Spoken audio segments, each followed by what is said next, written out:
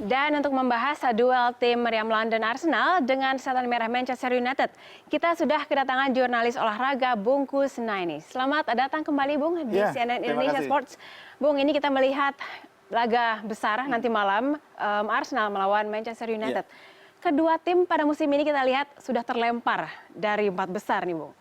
Jadi apa kalau melihat tinggal 3 pekan lagi, kira-kira ini masih di play ke 34, 35 gitu. Masih 3 pekan lagi untuk kedua tim ini melihat permainan mereka di musim ini, Bung. Mungkinkah kedua tim ini nih masuk ke 4 besar? Iya, kalau untuk juara mungkin benar mereka sudah terlempar ya. Tapi kalau untuk masuk di zona Liga Champions sebetulnya bukan hal yang mustahil. MU meskipun agak sulit masih bisa mengejar Liverpool yang sekarang ada di posisi keempat. Arsenal barangkali yang cukup berat karena jadwal mereka juga tidak mudah. Bahkan sekarang ini bisa dibilang penentuan di mana mereka kalau sampai terpleset lagi saat menghadapi United, boleh dibilang agak berat ya peluang mereka. Dan bukan sekedar masalah terplesetnya, tapi Arsenal juga memang dalam performa yang naik turun itu persoalannya. Yeah. Nah, untuk Arsenal sendiri ini seperti laga penentuan nih. Tapi kita bisa melihat dari 5 pertemuan terakhir pertandingan tuh selalu berjalan ketat antara Arsenal dan juga MU. Kita punya 5 pertemuan terakhir kecuali ini pernah di musim 2015-2016 di mana Arsenal menang besar nih 3-0 di Emirates Stadium. Nah, untuk pertandingan malam nanti nih apakah akan tetap sengit dengan gol yang tipis-tipis atau bisa menang telak? Iya, musim lalu bisa dibilang memang bukan merupakan musim terbaik bagi United ya. Tim yang sedang mengalami situasi di mana mereka tidak nyaman bermain transisi. Dan itu yang membuat mereka tampil tidak bagus. Tapi musim ini adalah indikatornya di mana MU mulai menemukan ritme permainan terutama sesudah kompetisi memasuki sepertiga jalan. Di awal musim memang Mourinho sempat agak struggle juga. Tapi sudah sekitar 10 pertandingan awal akhirnya MU bisa menemukan ritme permainan terbaik mereka sehingga 25 laga terakhir tidak terkalahkan di kompetisi domestik. Bahkan 12 pertandingan terakhir di semua laga juga tidak terkalahkan. Kalau kita ukurannya adalah jumlah kekalahan, bahkan saat ini MU adalah tim yang paling sedikit kalah, hanya 3 kali kalah. Walaupun kebanyakan juga seri ya Bung ya, kalau 3 kali kalah tapi memang misalnya kalau 3 kali kalah mestinya udah di atas klasemen yang atas, tapi kebanyakan juga seri nih Bung. Nah itu dia, jadi mereka hanya 3 kali kalah tapi imbangnya 14 kali, itu persoalannya. Bayangkan dengan Chelsea sampai 5 kali kalah, imbangnya cuma 3 kali, sisanya menang. Itu yang membuat Chelsea sekarang ada di puncak. Oke, jadi mungkin untuk defense sangat luar biasa sekali. Nah Bung, kita kalau melihat kedua tim ini nih tidak jauh lah dari kita melihat peran Mesut Ozil di Arsenal dan kemungkinan juga nih Juan Mata akan diturunkan. Betul. Nah ini bagaimana Bung melihat keduanya ini? Jadi ketika dua tim saling bertemu dan dua-duanya memiliki kekuatan seimbang, tim itu butuh pemain-pemain kreatif. Jadi pemain seperti Ozil, seperti Mata, itu pemain-pemain yang mutlak dibutuhkan dalam permainan seperti ini. Karena tim butuh pemain yang bisa mengalirkan bola, bisa membagi bola, bisa melihat celah kosong, punya visi bermain bagus. Nah pemain seperti Mata dan Ozil itulah kunci permainan dalam keadaan pertandingan seketat ini. Kalau kita melihat sosok lain dari Arsenal, gitu, kita melihat Sanchez, bukankah lebih terlihat spektakuler Bung untuk akhir-akhir ini? Iya, memang dari sisi produktivitas gol betul ya.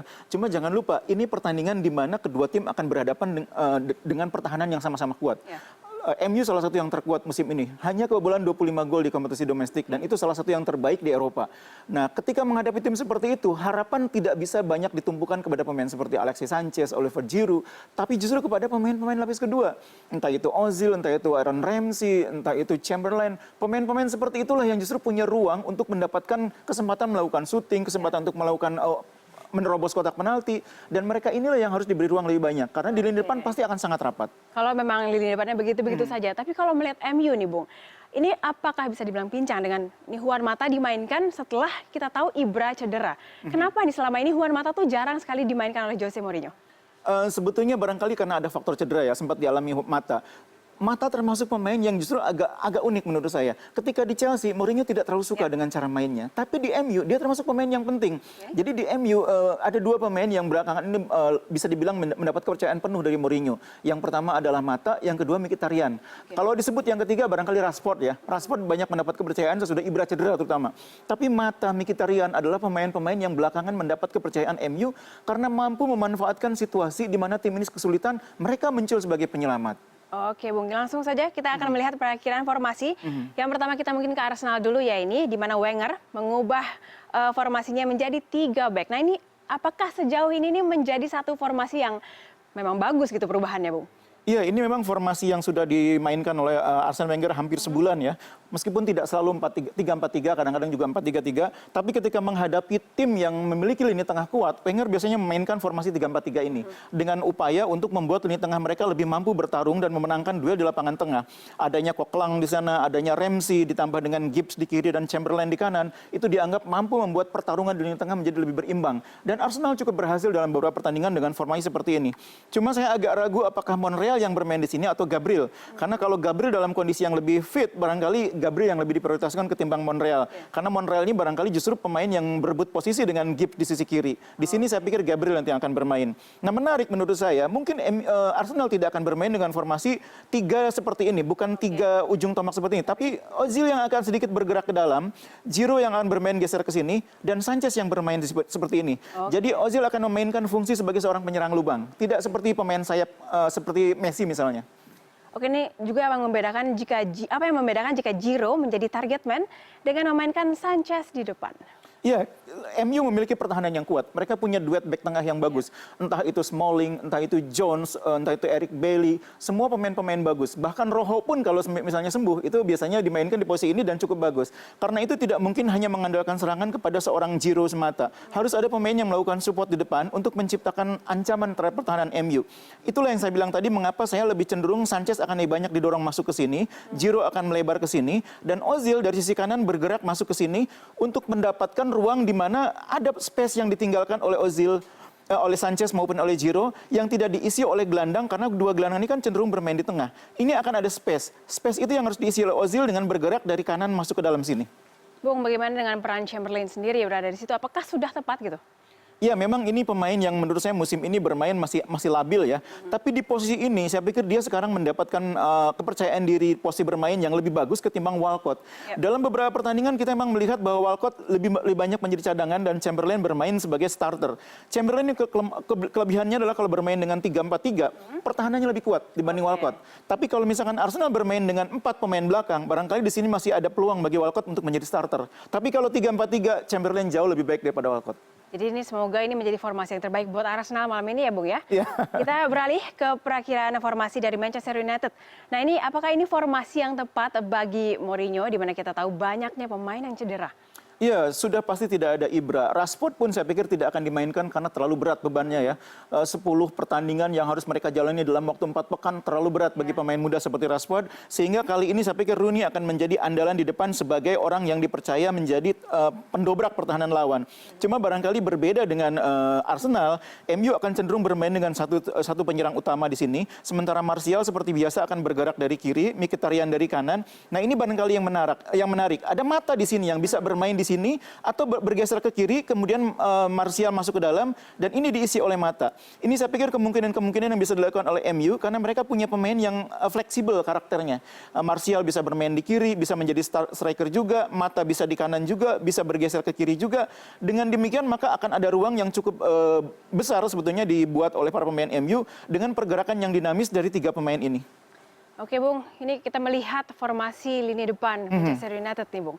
Dengan cederanya Ibra yang kemungkinan sampai akhir musim ini itu tidak dimainkan lagi.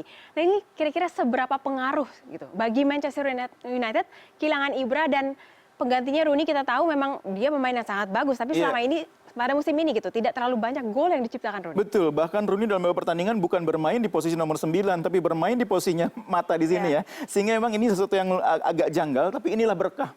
Kompetisi ini panjang. Jadi pemain seperti Rooney, seperti Rashford ketika tidak dimainkan tidak perlu mengeluh karena akan ada ruang kesempatan bermain, karena tidak mungkin sepanjang musim pemain seperti Ibra selalu fit. Ingat usianya juga sudah 34 dan tidak mungkin sepanjang musim selalu fit. Itulah yang saya pikir sekarang dialami oleh Rooney. Dia punya ruang bermain dan bagaimanapun Rooney masih seorang pencetak gol terbanyak di Inggris untuk MU. Itu yang akan membuat dia memiliki kepercayaan diri untuk mampu berduel dengan 3 pemain bertahan Arsenal. Mungkin sebetulnya saya agak ragu kalau Rooney juga dimainkan sendirian di depan ya. Dengan 3 back yang dimainkan oleh Arsenal, sangat mungkin Rooney akan banyak disupport oleh Martial yang masuk ke sini dan Mata yang akan bergerak keluar masuk di sini. Karena kalau Rooney berduel sendirian dengan 3 back tengah, bisa dibayangkan betapa sulitnya. Nah, ini Bung, kita juga dari tadi ngomongin Rooney nih. Apakah Rooney menjadi sosok pengganti Ibra yang akan menjaga gawang kotak penalti dari Arsenal gitu? Saya lebih cenderung sebetulnya Rashford saat ini ya yang lebih baik sebagai pengganti Ibra. Rashford memiliki fleksibilitas permainan lebih bagus, mobilitas pergerakan lebih tinggi, dan naluri mencetak gol yang lebih baik. Bahkan belakangan dia juga berhasil menjadi eksekutor tendangan bebas yang bagus berkat latihan setengah jam sesudah latihan rutin. Jadi pemain lain sudah selesai latihan, dia masih latihan rutin 30 menit untuk mengasah tendangan bebasnya. Hasilnya sudah kelihatan. Oke. Bung, ini ada satu pemain yang sempat booming di awal. Tapi ini sekarang ini jarang sekali disebut nih, Bung. Bagaimana dengan peran Pogba di Manchester United, Bung? Iya. Jangan, tidak boleh kita lupakan juga nih, Bung. Betul, dengan harganya yang selangit. Pembelian yang luar biasa. Betul, memang dia akan selalu menjadi sorotan publik. Tapi sebetulnya memang persoalan Pogba di MU adalah di mana dia ditempatkan. Itu persoalan yang sejak awal kita bahas ya. Dan belakangan sepertinya dia dimainkan lagi di posisi di mana dia awal karirnya memang di sini. Tapi sebetulnya ketika di musim terakhir yang bersama Juve, dia bermain di sini. Ada pemain lain di dua posisi gelandang, dia bermain di sisi kiri bersama dua pemain lain, dan ini yang membuat dia menjadi lebih hidup. Tapi belakangan Pogba dimainkan lagi di posisi di gelandang tengah yang membuat dia memang lebih jarang terlibat dalam proses terjadinya gol. Tapi di sisi lain dia membuat lapangan tengah menjadi lebih bertenaga. Kalau dia berduet misalnya di sini dengan Marwan Fellaini itu jauh lebih kuat di tengah MU. Tapi sepertinya saya melihat MU sangat mungkin akan memainkan Carrick karena Fellaini kan masih menjalani hukuman di kompetisi domestik. Jadi juga peranan Pogba dengan pembelian yang super mahal ini, Bung, itu belum terlalu maksimal untuk lini tengah ya, Bung? Iya, untuk kontribusi terhadap tim keseluruhan memang masih belum maksimal. Tapi untuk posisi dia membuat lapangan tengah menjadi solid, sekarang ini sudah kelihatan bahwa lapangan tengah MU menjadi solid. Buktinya MU tidak mudah kebobolan. Itu karena lapangan tengahnya kuat bertahannya. Oke, bagaimana dengan lini pertahanan atau lini belakangnya Manchester United? Apakah ini sudah ideal, Bung, untuk melawan Arsenal nanti malam? Ya, hebatnya MU ini kan menurut saya mereka tidak selalu memiliki formasi 4 pemain yang sama dari pertandingan. Jones sering cedera, Smalling sering cedera, Blind juga, bahkan belakangan Rojo harus absen panjang. Tapi mereka tercatat sebagai tim yang hanya 3 kali kalah, hanya 25 kali kebobolan, artinya ini tim yang sangat solid pertahanannya. Dan itu saya pikir tidak hanya andil 4 pemain ini, tapi juga andil 2 pemain yang mengcover lapangan tengah, 2 gelandang tengah mereka yang sangat baik. Oke, Bung, melihat segala formasi yang bisa dibilang putar balik nih, Bung ya. Kira-kira permainan nanti malam kedua tim ini akan seperti apa, Bung? Iya, saya membayangkan sebuah pertandingan yang akan hiruk-pikuk di tengah ya.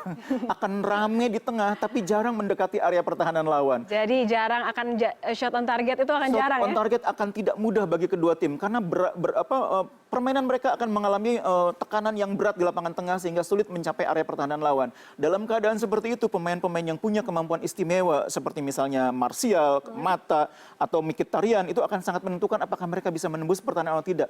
Dan bayangan saya, mereka juga akan kesulitan. Sehingga pertandingan sangat mungkin akan berakhir imbang. Imbang dengan skor berapa, Bung? Saya sih memperkirakan 1-1. 1-1 untuk MU, kira-kira siapa nih pengganti Ibra yang akan menggolin, Bung? Mungkin juga bukan Rooney, jangan-jangan Mata atau Mkhitaryan. Oke, 1-1 untuk perakiraan dari Bungkus untuk match nanti malam. Betul. Terima kasih Bungkus ini atas ulasannya. Nanti kita akan ketemu lagi, Bung. Ya, siap.